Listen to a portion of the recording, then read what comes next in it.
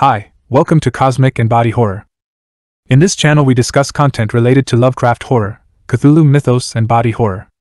I upload videos on a daily basis, so before we get started, if I could ask you for a thumbs up at some point during this video if you enjoyed the content, please subscribe if you haven't done so already. Thanks for your support. An Anthropological Approach to Sarkicism.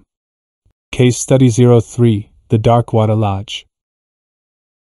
By Dr. Isabel Beaumont, Department of Anthropology. First is an introduction by Dr. Judith Lowe, Senior Advisor at the Department of History, Religious Group of Interest Threat Analysis. It reads, Our understanding of Sarkicism has changed dramatically over the last few decades. What we have learned has revealed a diverse and shifting paradigm far different from the monolithic creed that was first hypothesized. We are now able to paint a broader, more detailed picture of the Nälkä religion, its various sects and cultural traditions. Modern sects are the product of divergent interpretations, many bearing a mere superficial resemblance to their ancient progenitor cult. Most unexpected, especially among early scholars of Sarkicism such as myself, are the seemingly benevolent intentions of its founders. The road to hell, it is often said, is paved with good intentions, an aphorism the Foundation must always keep close in mind, for despite the eons between us, we gazed into that very same abyss. And like the ancient Adytites, we have found it full of monsters. Dr. Beaumont, a relative newcomer to the Foundation and to the research into the mysteries of Sarkicism and the Nälkä faith, has provided invaluable research into two Neo-Sarkic cults. Her work in and among the peoples of the South Louisiana Bayou has yielded interesting results into both the Proto-Sarkic cult, the Church of the Eternal Mother, as well as the Neo-Sarkic cult, the Darkwater Lodge. Presented here is the first of her reports. Case Study 03, The Darkwater Lodge. Io Angaro Eni Vile, Io, which is God, multiplied itself like mushrooms. The Darkwater Lodge is the modern moniker assumed by the long-standing alliance and intermarriage between the two large Sabatier and Duvernay families. Originally from the Akan peoples of the area now known as Ghana, it is believed that the heads of the two families immigrated to the United States during the period of the transatlantic slave trade sometime in the late 16th century. This group differs from most other Neo-Sarkic cults in that their principally Nälkäan religious practices represent a fusion of Nälkä with other West African religious rituals. While this is superficially similar to how such beliefs formed the core of more recent religious evolutions such as Voodoo and Santeria, the fusion that has given rise to the lodge appears to have happened prior to the immigration of the Darkwater families to the local area. The original families of the lodge first integrated with the Akan peoples sometime during the Sarkic diaspora between 1200 to 1000 BC. They represent a commingling of both haplogroup N, a Y chromosome DNA haplogroup typical of northern Eurasia, along with haplogroup L2A, which is more typical of Western Africa. A majority of their own knowledge of this time period comes from oral traditions passed down from family head to family head, and much of the knowledge of their Adytite history has been lost along with most of their stories of their Akan heritage. The progenitors of the lodge arrived on the North American continent sometime between 1675 and 1695. The oral traditions are specific enough to pinpoint this time period, but only through comparison of similar progenitor folk stories that exist within other cultural groups that trace their existence to the same period. The earliest tales within the lodge tell of violence and death on scale that is also substantiated through the record of various slave revolts and the subsequent military actions that were required to stamp them out. From these tales, we can ascertain that the group originally settled on the Caribbean island of St. John in the Danish West Indies under the leadership of an individual that is only referred to as Nsämanf'tsatsa. Their time in the West Indies was exceptionally violent. According to the same tales, as well as others collected from other cultural groups, the lodge was primarily made up of Nsämanf'tsatsa and what we believe was their Holocaust. They were involved in multiple slave uprisings and revolts, though it is of particular note that the goal of this original Karst IV was the brutal murder of the white slave owners rather than the emancipation of the local slave population. There are numerous reports in both the lodge's lore and in others that the Nsäman routinely used the local population to further their own desire to wreak havoc on the white landowners, and would do nothing to prevent the retribution meted out on the slave populations. These violent and bloody actions culminated in the 1733 slave insurrection. Led by an Aquamu chief, King June, a foreman on one of the Danish estates, Nsäman and several other leaders were able to gain control of the majority of the island of St. John and proceeded to brutally murder the white population. The tales go on to say that this was insufficient to sate Nsäman's bloodlust, as the Karst continued its rampage onto the slave population, murdering and raping a full third of the population before it was stopped by King June and a few others.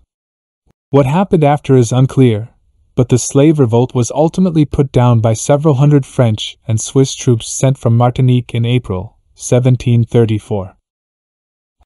After this insurrection, the lodge moved to the mainland and settled near the newly formed city of New Orleans, where the lodge remains to this day. There are not many tales from this time period, and it is unclear whether or not Nsämanf'tsatsa was fully recovered from its ouster from St. John. What is clear is that at some point in the late 1700s, there was significant disruption within the hierarchy of the family group, resulting in the structure that we see now. Anthony Sabatier, the titular head of the Sabatier family, is the primary leading voice within the lodge, and has assumed the mantle of Karst for the cult. This change in leadership is not much discussed by the members of the lodge, but it has resulted in significant deviation from their original purpose. Largely, the distinction between what constitutes a Neo-Sarkic cult from a Proto-Sarkic one is not entirely applicable here. It is clear that the original leadership of the lodge preferred the much more direct approach to apotheosis that is generally found in other Neo-Sarkic sects, but the current Karst appears to operate with significantly greater discretion. As it stands, the Darkwater Lodge exhibits traits that is common to both classifications of Sarkic cults, though their past history has led the department, and through them the Overwatch Command, to remain satisfied with its current classification. The Lodge are all adherents to a religion that they refer to as a Kumnauka, or just Nauka. While the majority of their closely held religious practices bear significant resemblance to what we would consider mainline Nälkan religious practices, many of the names of their revered deities have been changed to or merged with traditionally Akam religious deities. The primary pantheon of deities include Nsäman, their progenitor deity, creator of the world, typically depicted as an amorphous entity, with multiple eyes and mouths. The Engurakasai Naharjitsa, the seven butchers of chaos, the fountains of power. Daya Biu Uku, Hoodoo, Bayar, Shida, and Bakwe. Nyambi or Nyam, the first human, guardian of creation, the drafter of new peoples. Typically depicted as an elongated human with both male and female attributes. Some include the tail of a fish in the place of feet/legs. Wazire, the god of the dead, judge of the afterlife. Typically depicted as a powerfully built male with horns, grasping a shepherd's crook and wearing a crown. Asaz Ya, wife of Wazire, goddess of death, the knife of judgment. Typically depicted as a feminine figure clothed in an occluding robe and holding a barred knife. The population of the Darkwater Lodge is currently made up of approximately 49 individuals. 22 members of the Sabatier family headed by Anthony Sabatier, 18 members of the Duvernay family headed by Enu Duvernay, and 9 lesser-ranked individuals who have joined the lodge over the years. While Anthony and Enu operate as an exclusively married couple, their children remain independent members of the two separate families. While all of the Sabatier and Duvernay children claim to be progeny of the union between Anthony and Enu, they each carry genetic material of one or the other, not both. How this is achieved is currently unknown. The entire population of the lodge currently resides in a residential compound made up of 2 large Creole-style townhouses and 3 smaller outbuildings. All 5 structures are enclosed within an 8-foot wall surrounding an 0.032 km² area within the confines of the pocket dimension known as Loi 504, La Rue Macabre. While it isn't clear when the lodge compound was moved to La Rue Macabre, they have been long-term residents of both Rue Macabre and the region surrounding New Orleans, Louisiana. They hold a place of regard among the citizens of Rue Macabre, and can often be seen interacting politely with them on market day. Of particular note is their ongoing peaceful relationship with the Mechanics, a cogwork Orthodox sect that also resides in La Rue Macabre. Overall, the lodge members practice their particular form of Nälkä in the relative peace and seclusion offered by their citizenship within La Rue Macabre. In this aspect, they more closely resemble other proto-Sarkic sects, though their specific religious adherence is more closely aligned with what has been found in Neo-Sarkicism. While they are following the path of personal apotheosis as laid out by Grand Karcist Ion, their version of the Voxeron includes the directive to proceed further along the path of apotheosis and to eventually supplant Nsämanf'tsatsa as the guardian creation. According to their Voxeron, Nsämanf'tsatsa was cast down during a great conflagration, cast out by Nsämanf'tsatsa for being insufficient for the task set to them by the Creator. The Lodge considers Nsämanf'tsatsa to have been equally cast out by Nsämanf'tsatsa, though for different reasons. Next, the file contains a transcript of an interview with Volutaar Enu Duvernay. It reads: Audio log transcript.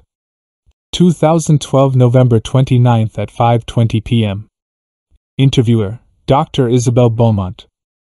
Interviewed Volutaar Enu Duvernay. Gaining an interview with the Volutaar is quite the feat, while not quite as important as anything Sabatier in the hierarchy of the Darkwater Lodge. Enu Duvernay is the keeper of the lodge's lore and holds a position of religious authority within the sect that may be equal to that of the Karcists. Dr. Beaumont, good evening, Ms. Duvernay. Or should I say Mrs. Sabatier? I do not wish to be rude. Duvernay laughs. Ms. Duvernay is fine if we must be formal. Enu works as well. I do not stand on protocol with Bakota. He replied. Okay, Ms. Duvernay. First, I want to thank you for taking the time to speak with me. I appreciate that your people would prefer to remain secluded, and I understand the great trust you have shown in me. She replied, Of course, Dr. Beaumont. Manma Natao speaks quite highly of you. Her praise does not come lightly, so you must truly be special. Dr. Beaumont, I'm not sure what to say to that. Thank you. It is always nice to be recognized by one's work. Now, if I may, I'd like to discuss with you a bit about your history. I understand that you are the keeper of the lodge's oral tradition. Enu replied, I suppose you could look at it that way, Dr. Beaumont. I am the keeper of the tales primarily because I remember most of them. We have not needed to pass the stories from mother to daughter in quite some time. So yes, for your purposes I am. The doctor continued, Well, that should certainly make this easier then. I am curious about the time after you first arrived on this side of the Atlantic. I know that your people would rather not speak of those times. They have all referred me to you. Enu replied, Those were dark days indeed. Those are unpleasant memories for my people. We do not like to dwell upon them. Nsämanf'tsatsa led us then, though his eyes were clouded by hate, and his steps were no longer guided by Nsämanf'tsatsa. A longer pause, Dr. Beaumont. If you would rather, we can speak on other things. She answered, No.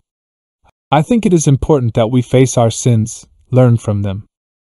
In those days we were hunted. Before, Nsämanf'tsatsa was the son of a holy man, a leader among all the tribes of the Akan.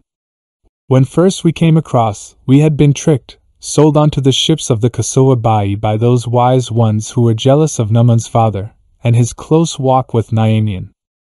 When we sailed, we were told it would be to a new world, where Nsämanf'tsatsa would share Nsämanf'tsatsa to our peoples who had already sailed. It became clear very quickly that this was not how it was to be.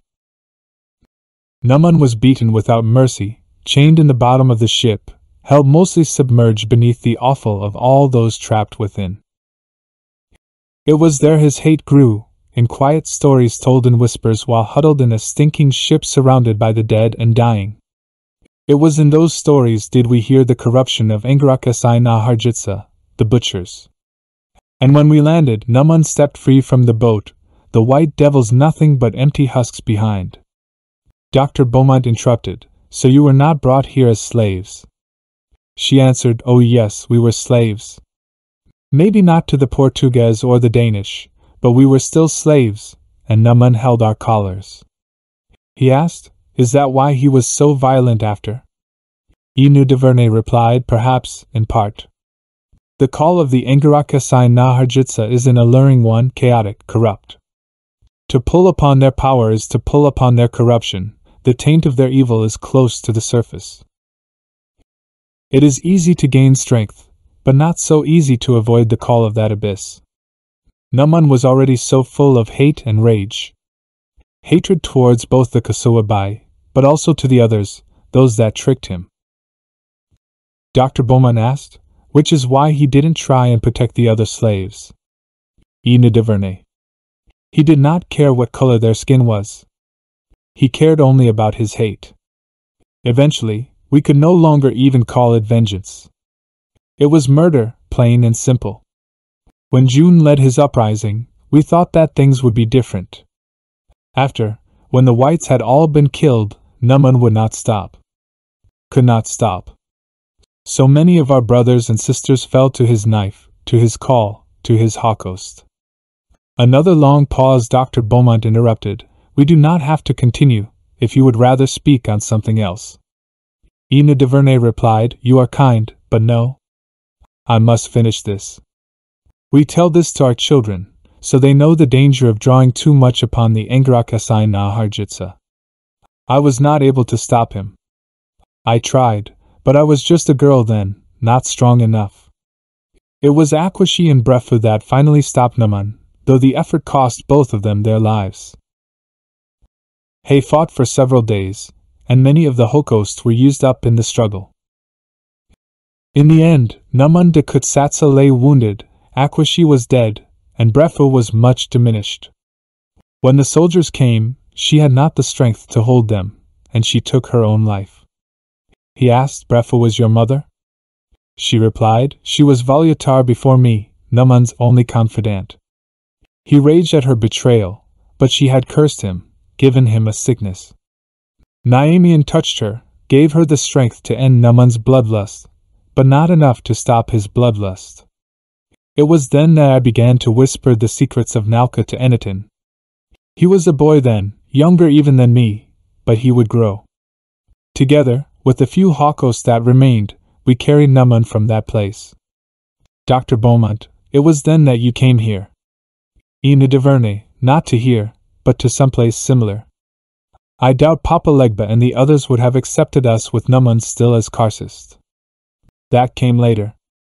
He replied, after Mr. Sabatier. She continued, "Yes.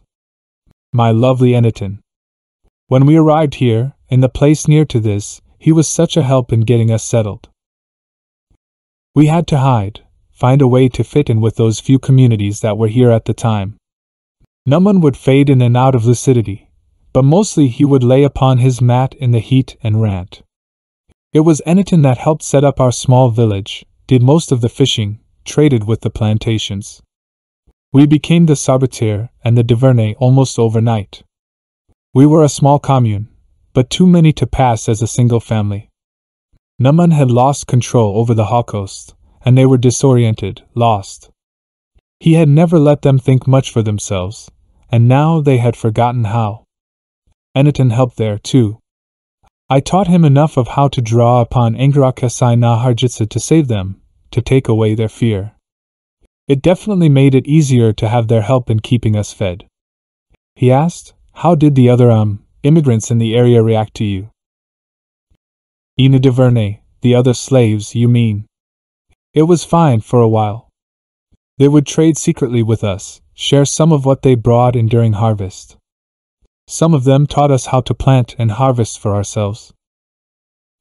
We met the Natau during that time, and their kindness saved our family after. Dr. Beaumont asked. She replied saying, eventually the other slaves grew resentful of our freedom. I'll never know what exactly happened. Maybe Adytum was too bold. Maybe one of the plantation slaves wanted to gain favor with their masters.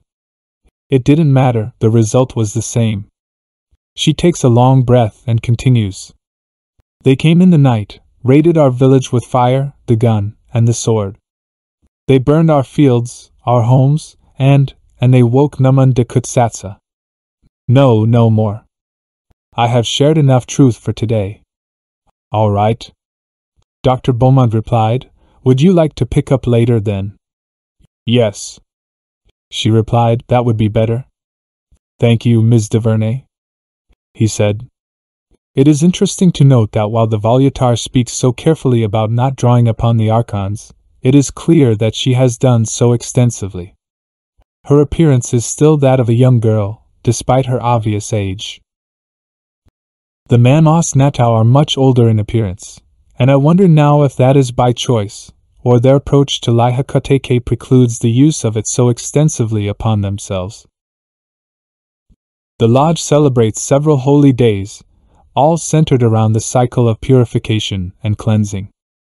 The primary Nälkä festival is the Aquacity Festival, a 40-day season of celebration which culminates in a purification rite called Adwara.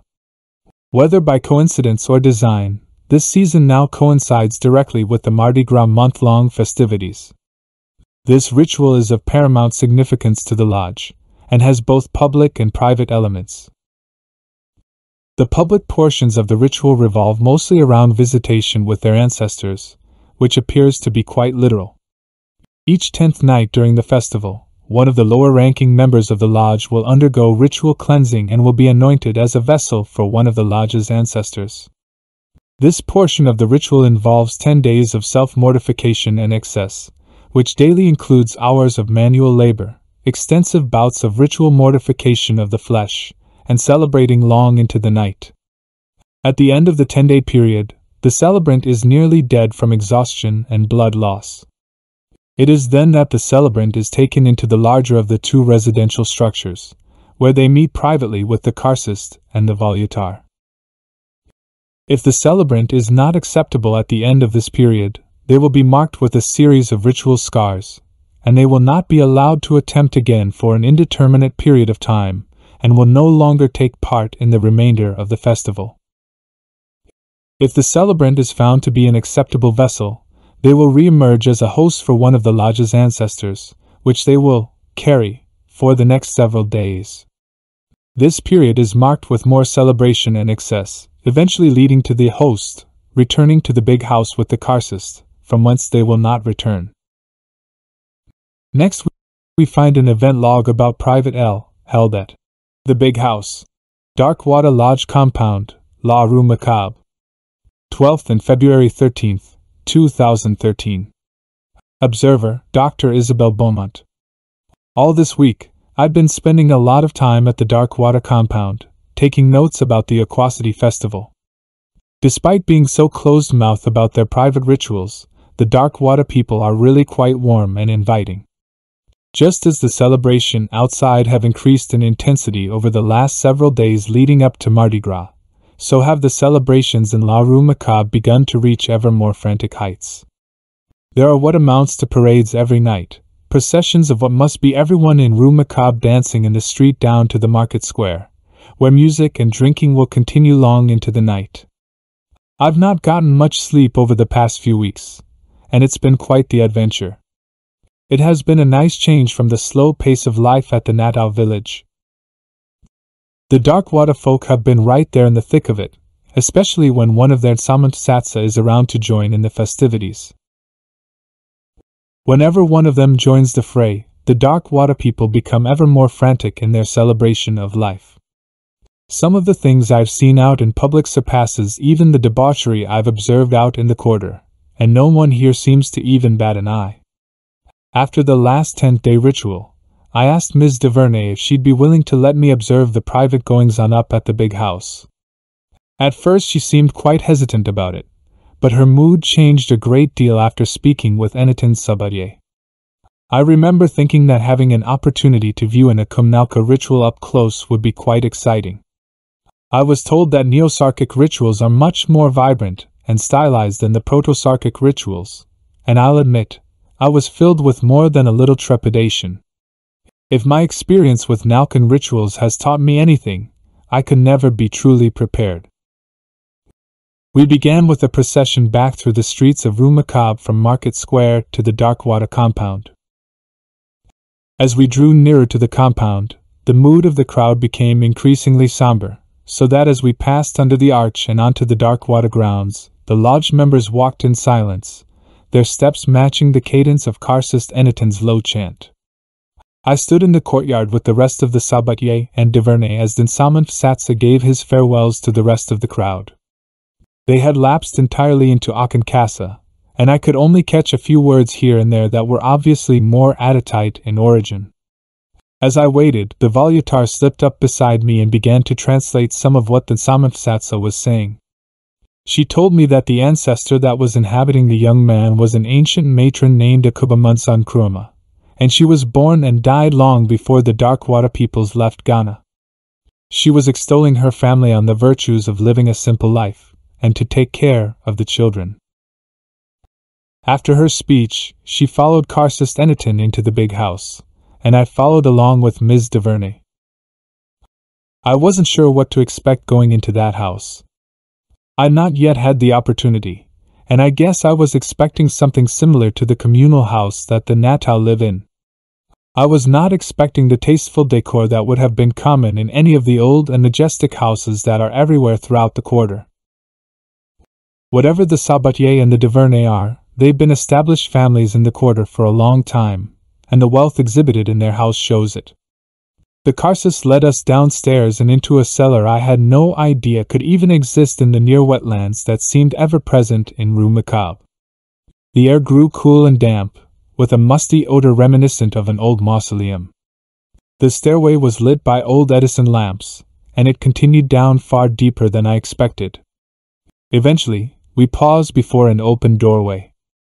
Up until this point, the Nsämanf'tsatsa had been chatting amicably with both Mr. Sabatier and Ms. Duvernay, but as we stepped down onto the final landing before that door, she fell quiet, and I could see her host's hands trembling slightly as he waited patiently for whatever was to come next. There are more Darkwater Lodge members than we originally estimated. Far more. When I turned the corner into that room, I turned into the gaping maw of a hell I never knew could exist. The walls of that vast chamber were lined with thrones, and upon each sat a thing so twisted that I struggled to even remember. Corpses, all, but cursed with animation and a kind of half-life. Each was emaciated and skeletal, but the normal processes of death and decay had been halted by the same horrible power that sustained them.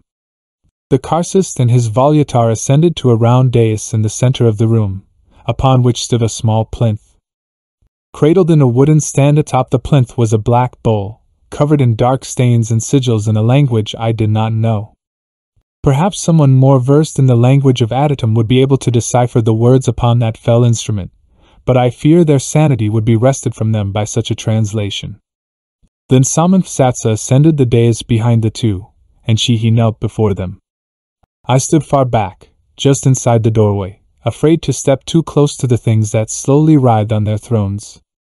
I counted nearly 300 such occupied thrones arrayed around the room, with only a few scores more beyond that. It was as I tried to quickly count the thrones did I realize that what I thought was merely texture to the floor was a network of desiccated umbilical cords stretching from each of the things on their thrones.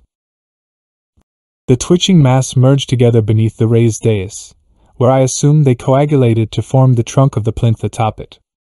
The three upon the dais began to chant in unison, using a variant of Akankasa that was far more familiar to me, after listening to the cursed syllables of true Adytite I'd studied before. I only caught a few words here and there, and it was enough for me to wish I had no understanding of that tongue.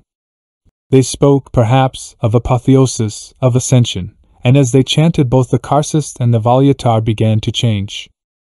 I thought that they had begun to reach towards each other, their hands sliding over each other's exposed flesh. When they began to meld together into a single thing, I had to force myself to stay quiet.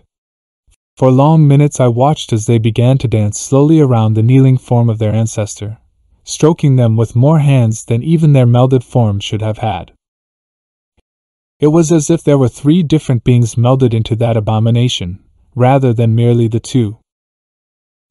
The realization hit me like a stone in my stomach, and as they began to pull something wet and wriggling from the torso of their kneeling companion, I turned and fled that place. Nsämanf'tsatsa. The flesh that walked.